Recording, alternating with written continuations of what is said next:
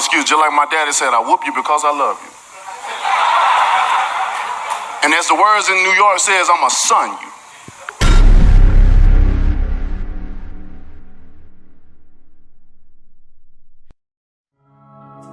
This is the man known for his explosive power, entertaining prowess, and his devastating knockouts.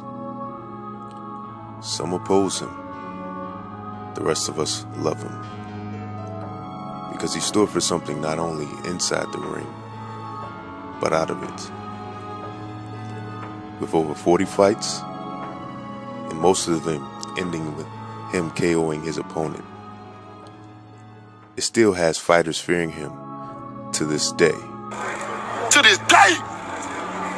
Welcome, viewers, as we embark on the DocuSeries, The Rise of Deontay Wilder.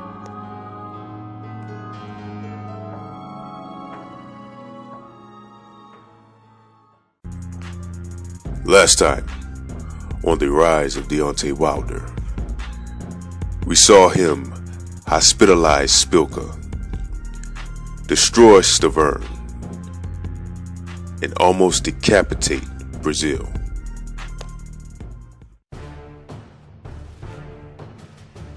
Wilder versus Ortiz 1 and 2. The Wilder versus Ortiz fights were worth the money, especially the first fight, which showed Ortiz almost put Wilder out and down. But Deontay weathered the storm and eventually KOs Ortiz after dropping him early in the fight. The second fight ended in a knockout too, after Wilder found a slight opening between Ortiz's guard with that monster right hand.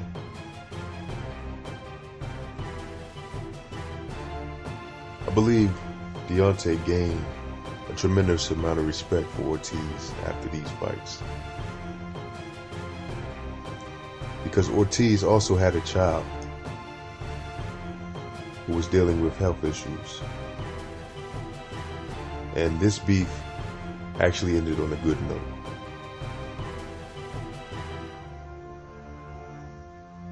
As I mentioned earlier, we would get back to Fury in Wilder's fights.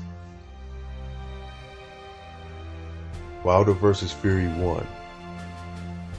Wilder is the type of man who will accept the responsibility of history and carry the torch of his forefathers, his ancestors. You can tell he really cares about his people.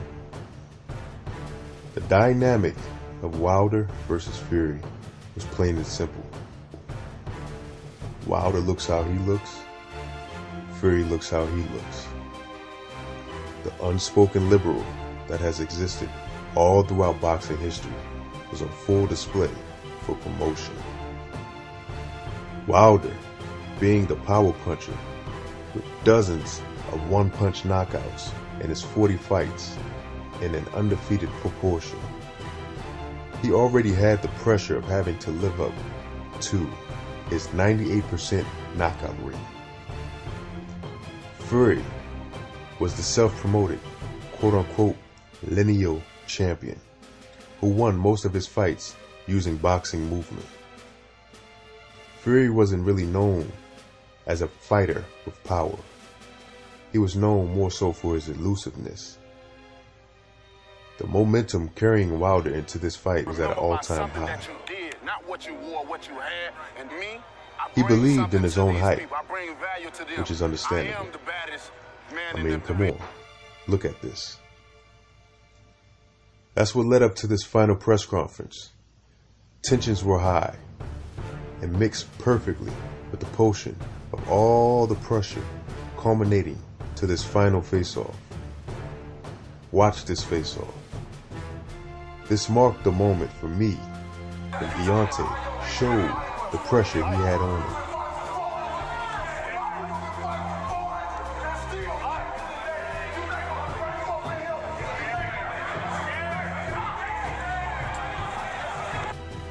That led to the super viral moment. Ready Radio Raheem. Oh my Listen, man, you said that your people have been fighting for 400 years. Man, your We peoples know- too. So I just want you to explain what you mean Peoples too. by that. You know what I'm talking about. Y'all all know what I'm talking about, man. Don't sit up here and try to bait and not know what I'm talking about. Y'all know what the fuck I talk about when I say these things. Your people too. Explain it. Not gotta everybody knows explain what you're what's talking about. understood. Radio Raheem, I don't have to explain what's understood, man. You know what I mean by that. You know what I say about that. I ain't gotta go further. And if anybody don't understand that, then God be with them. Go look up the history. Go look up the history. Shit, don't everybody believe in Google? Go Google that shit. See what I'm talking about. You know what I'm talking about, man. You know what. I dare you to sit up there and say, explain. You know what I'm talking about, man. He's fighting people. You know we've been fighting 400 and still fighting to this day. To this day. To this day. You just sit here and you don't know what I'm talking about? Man, I'm out of here, bro. Let's go. Come on, let's go. During the fight, Deontay wanted to knock Fury out so bad, it took him 9 rounds to get Fury on his ass. You can literally see him telepathing that power punch. Basically the whole fight, which helps a fighter like Fury. Round 12 came, and Wilder actually made good on his promise by baptizing Fury. But the thing about a baptism is you rise up afterwards. And that's just what Fury did, to his credit. Most refs would have waved this fight off right there. Especially how Fury is laid out, eyes closed, in the 12th and final round. I think everyone, including Wilder, thought the fight was over. However, the ref started counting, and Fury did something very smart. He opened his eyes and he looked directly at the ref. By the time the ref's count was at 9.5, Fury was up, jiggling around, conscious enough for the ref to give the okay. The fight ended, and judges deemed both fighters did enough to display a draw decision. Wilder Fury 2. In this fight, Fury just completely dominated Deontay. The first knockdown came, and then the second. The fight ended with Wilder's cornerman throwing in the towel. You can see Deontay wanted to fight to the end, but it was over, just like that. You could tell it left a bad taste in Wilder's mouth, but he was still contractually obligated for a third fight. During this time, there began to be rumblings and noise of tampered gloves and things of this nature. When I first heard about the Glovegate stuff, I was like, man, get out of here with this bullshit. I just watched arguably the most powerful puncher in boxing history lose badly. I felt a way about that. I'm firm about making no excuses. Just go back, look at where things went wrong, and make corrections. At a glance, the first thing I saw was that Wilder's pride wouldn't allow him to use Fury's momentum against Fury himself. After the first knockdown, Wilder's ego went into a high level of toxic. You see, ego, you gotta be careful with. That's a tool that you use in a precise manner. If used wrong, it can be very detrimental. Second thing I noticed, Fury was using a very effective boxing tactic in which he would lean and put his weight on Wilder in the clinches, which is something that will gas out even the most in shape athlete. Even if you never get tired, if you're human, you're going to get tired from this. It makes you breathe deeper breaths. And on top of that, Wilder, because of his pride and ego, he wanted to show Fury, hey, I'm the stronger man here. I'm the alpha. So he would wrestle with him instead of just letting Fury wiggle his own chunkiness around and get himself tired. I believe he should have assessed the situation for what it was and used Fury's weight and size against him. If not him, someone in his corner should have said, stop letting Fury lean on you. That was my take from watching the fight. As we all know, the year 2020 was an interesting year. Because of a pandemic, it forced a lot of us to quarantine, which gave extra time to look into this quote-unquote Glovegate theory.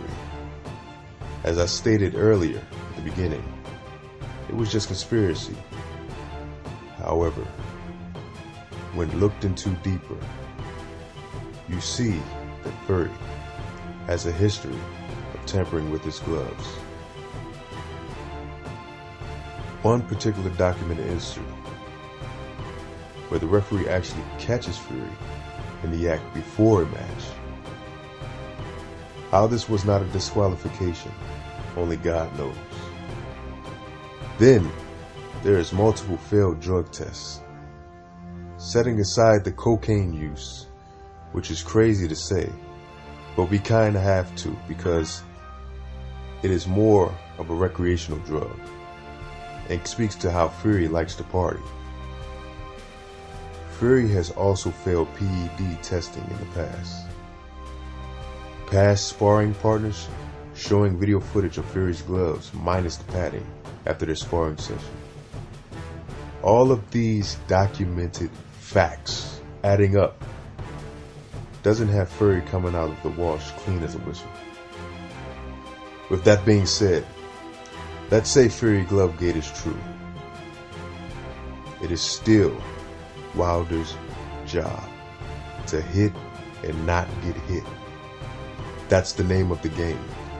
As far as Fury, some could say they've lost respect for him.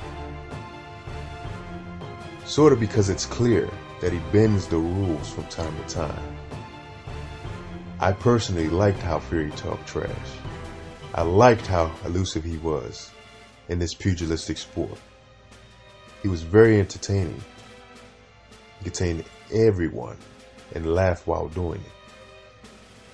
But some would say you possibly may have to place an asterisk beside him, knowing all the facts.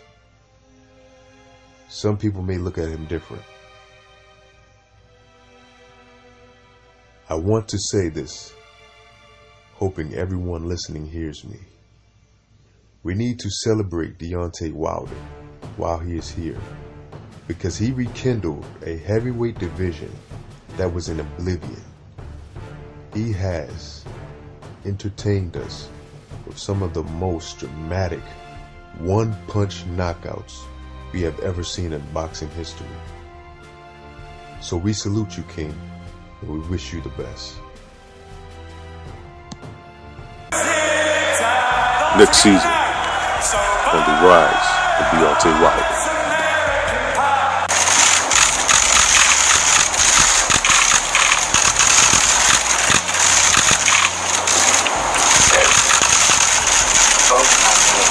Again.